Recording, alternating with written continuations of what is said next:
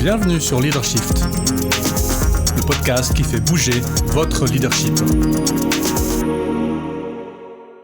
Bonjour, c'est Vincent. Bienvenue sur Leadershift. Bienvenue dans ce nouvel épisode. Aujourd'hui, nous allons parler des boss.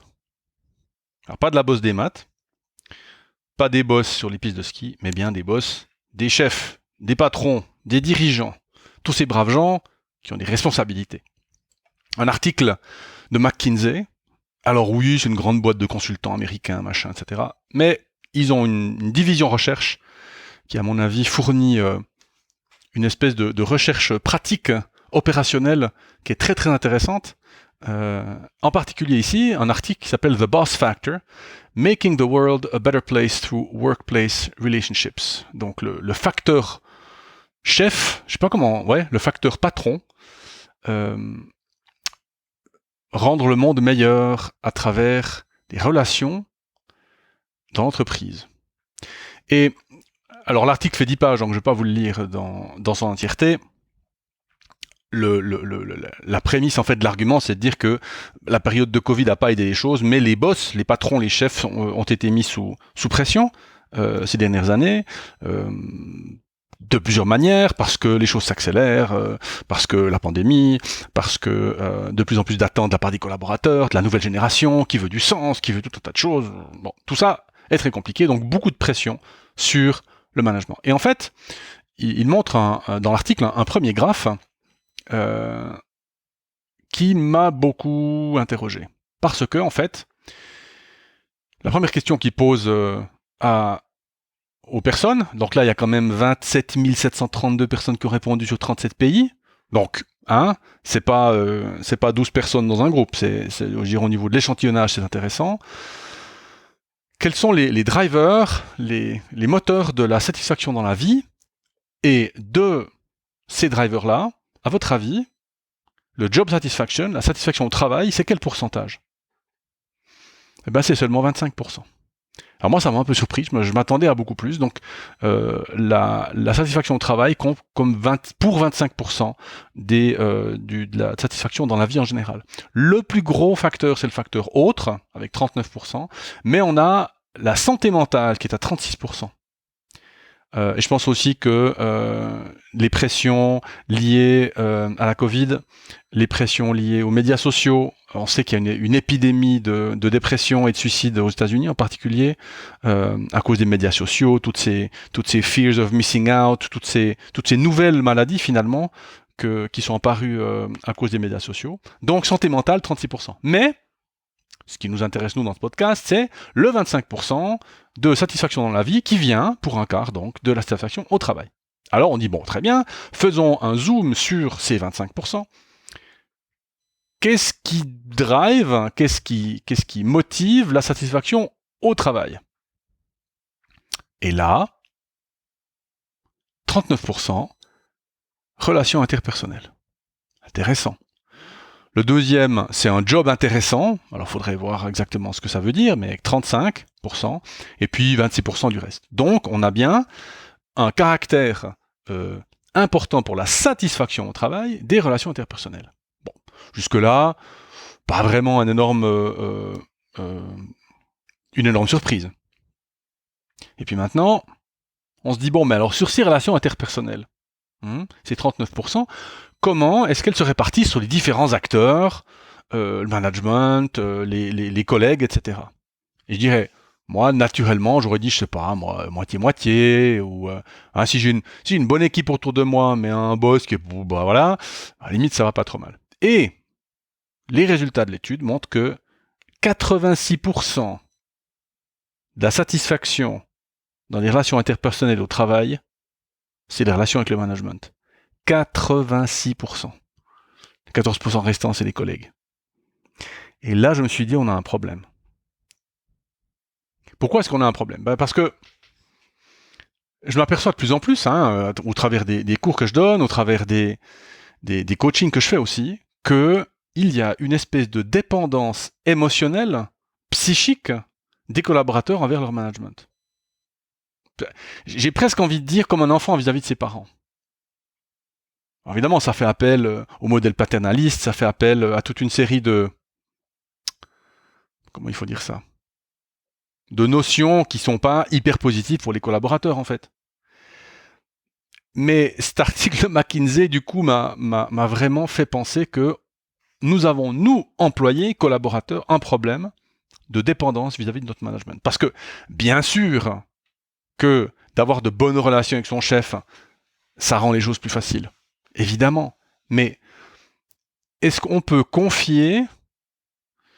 alors, si, mon calcul est peut-être pas complètement correct, mais il n'est pas complètement faux non plus, 10%, parce que vous voyez, on a 25% d'insatisfaction dans la vie, 25% c'est le job. De ces 25%, il y en a 40 qui sont les relations. Donc 40% de 25%, en gros, ça fait 6 x 4, 24, donc ça fait 6%, voilà. Et puis de ces 6%, il y en a en gros 5% qui sont dus à notre boss. Donc en fait, ce qu'on est en train de dire, c'est qu'il y a 5% de ma satisfaction dans la vie en général qui est due à mon boss. À mon avis, c'est beaucoup trop. C'est beaucoup trop. Donc il y a cette relation de dépendance. Et j'ai essayé d'y réfléchir un peu en préparant cet épisode. Et puis je me suis dit que d'où est-ce qu'elle vient, cette dépendance?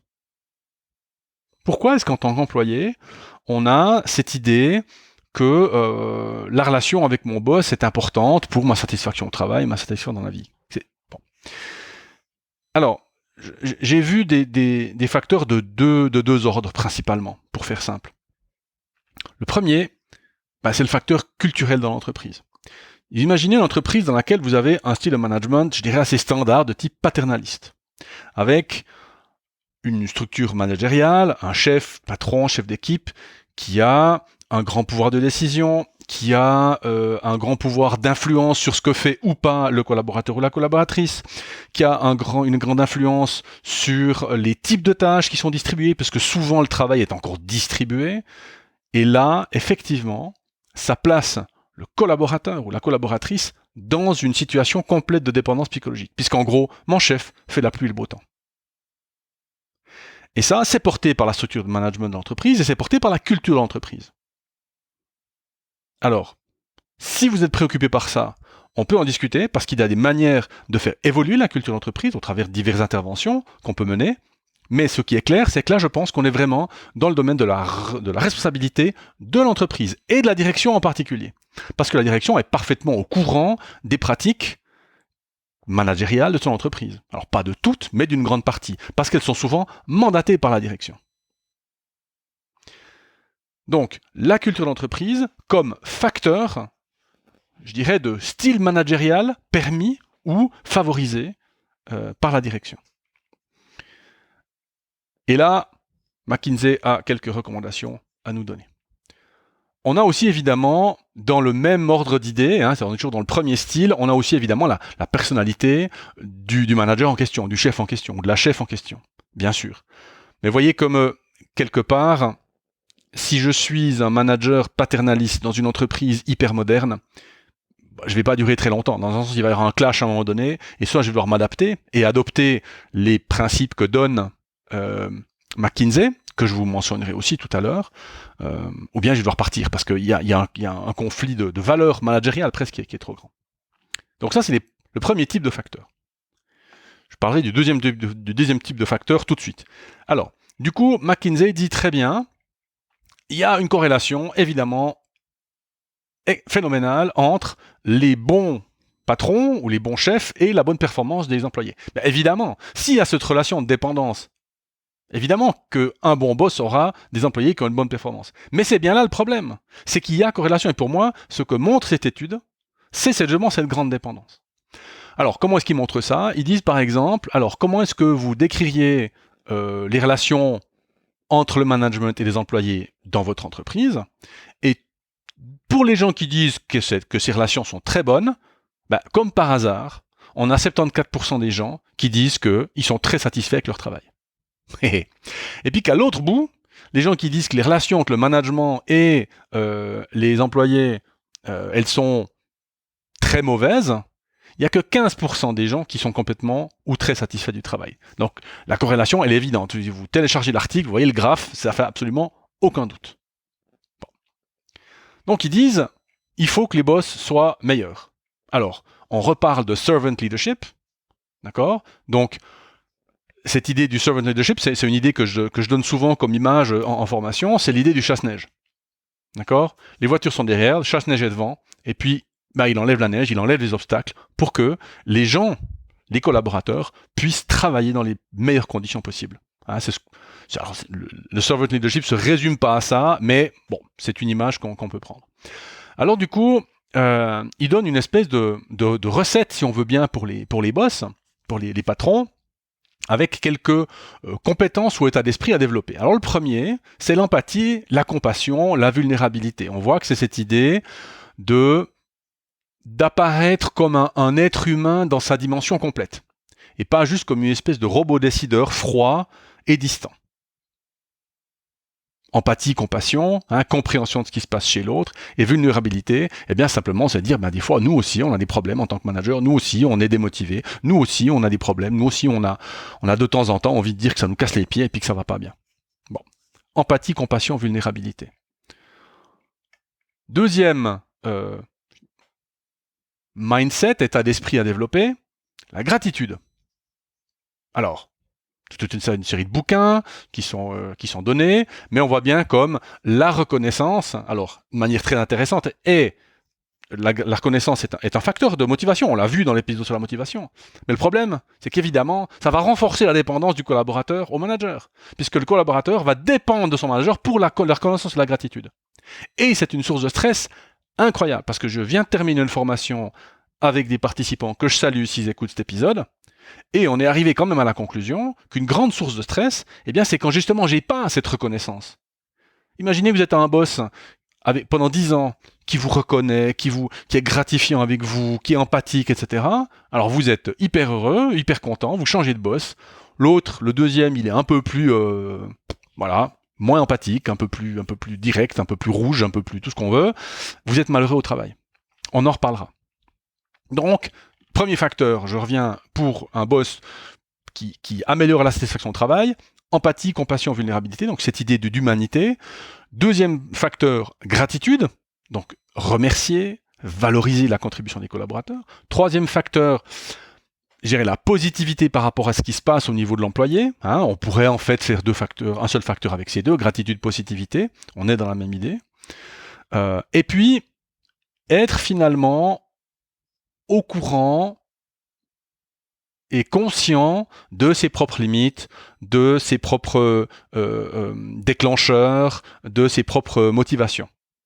Alors ils appellent ça awareness and self-care, c'est-à-dire prendre soin de soi en tant que manager pour pouvoir donner le meilleur de soi aux employés.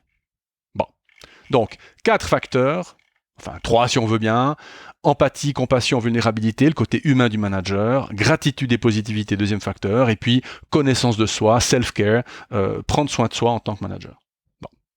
Donc ça c'est le côté managérial, et ils enclenchent avec évidemment, au niveau de l'organisation, on pourrait dire au niveau de la culture organisationnelle, comment est-ce qu'on peut soutenir ces managers dans cet effort-là? Eh bien, un arc narratif, c'est pompeux, mais disons une histoire d'entreprise qui montre en fait que le côté humain du manager a toujours existé en fait, et puis que c'est au contraire peut-être ce qui a même peut-être aidé l'entreprise à vivre aussi loin et aussi longtemps. Donc une conviction que l'élément humain fait partie de l'histoire de l'entreprise, parce que c'est toujours le cas, mais qu'il a peut-être été occulté par d'autres facteurs économiques, etc. Deuxième manière de soutenir les efforts de chefs qui veulent, augmenter la satisfaction au travail, eh bien évidemment, c'est d'être exemplaire. Role modeling, en anglais, et donc c'est d'avoir une direction qui elle-même prend pour elle ces 3 facteurs, compassion, vulnérabilité, positivité, gratitude et puis self-care, conscience de soi. C'est une direction qui est exemplaire, qui modèle elle-même, qui prend elle-même ses comportements pour elle et qui n'a pas peur finalement de se montrer vulnérable de temps en temps, etc. Et ça va donner le courage quelque part ou la permission aux managers qui sont en dessous de faire pareil. Évidemment, skill and confidence building, c'est construire la confiance chez les collaborateurs. Alors ça, on connaît les mécanismes, autonomie, tâches, etc. Très bien. Et puis, alors, quelques mécanismes formel pour renforcer ces comportements. Alors on peut penser à l'entretien de fin d'année. Comment est-ce qu'il se passe? C'est basé sur quels critères? Peut-être que si on met certains de ces critères-là, les gens auront plus tendance à les regarder, ou en tout cas à les considérer comme étant de bons critères. On peut penser aussi, en termes de mécanismes formels, à toujours dans l'évaluation de fin d'année, plutôt que ce soit un top-down, qu'on ait quelque chose de plus informel, avec plutôt apprentissage et coaching que critique et évaluation. Bon, on pourrait y réfléchir ensemble si vous le voulez, mais on voit que dans ces 4 facteurs, on est dans ce qui peut définir la culture de l'entreprise. Donc l'histoire de l'entreprise, premier facteur. Deuxième facteur, l'exemplarité du management, de la direction en particulier. Troisième facteur, tout ce qui est confiance, autonomie pour les collaborateurs. Quatrième facteur, les quelques mécanismes formels pour renforcer le tout. Donc, tout ça pour dire que on se place là du côté des managers et de la direction. Et que, à nouveau, on remet une couche de plus à ces patrons, à ces boss, à cette structure managériale. C'est à vous d'améliorer la satisfaction au travail des collaborateurs. C'est ça qu'on dit. L'article de McKinsey s'arrête après la partie sur la culture d'entreprise. Et moi, il me semble qu'il manque un facteur. Alors c'est ma deuxième série de facteurs dont je vous parlais au début. Je disais que la première concernait le management et les managers. Ça, c'est fait. Mais de l'autre côté de la relation au travail, il y a des gens. Il n'y a pas des bœufs. Il n'y a pas des moutons, des sheeple, comme on dit. C'est un nouveau terme que j'ai appris l'autre jour. D'accord? Il y a des gens autonomes, compétents. Et donc, le collaborateur, la collaboratrice, est-ce qu'elle peut pas elle-même aussi décider de sa satisfaction au travail en travaillant sur ses propres facteurs de motivation? Les siens. Avoir les bonnes compétences pour pouvoir choisir un meilleur travail. Décider d'avoir un certain nombre d'appuis à l'intérieur de l'entreprise et ne pas dépendre simplement que de son boss. Être conscient de la qualité et de la valeur de son propre travail parce qu'elle est consciente, la personne, de la valeur de son travail sans qu'on ait besoin de lui dire que c'est un travail de valeur. Donc c'est l'autonomisation des collaborateurs et des collaboratrices dans la théorie de la motivation de Deci et Ryan, on dirait de l'internalisation des facteurs de motivation externe.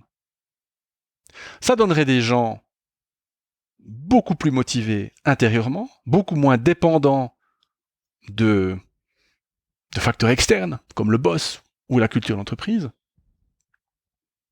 Et donc, du coup, ça mettrait moins de pression sur les boss, sur la direction. Donc, quelque part, on aurait un effort commun. On aurait, d'un côté, des managers qui disent « Oui, j'ai envie d'être plus vulnérable, plus empathique, plus gratifiant, parce que je trouve que c'est bien, parce que c'est positif. » Mais on aurait de l'autre côté aussi des collaborateurs et des collaboratrices qui, quelque part, prennent leur job satisfaction en main et disent « Moi, je veux faire ça pour moi. Parce que je le mérite, parce que je le vaux bien, comme dit la publicité. » Et pour moi, ça c'est le message de cet épisode.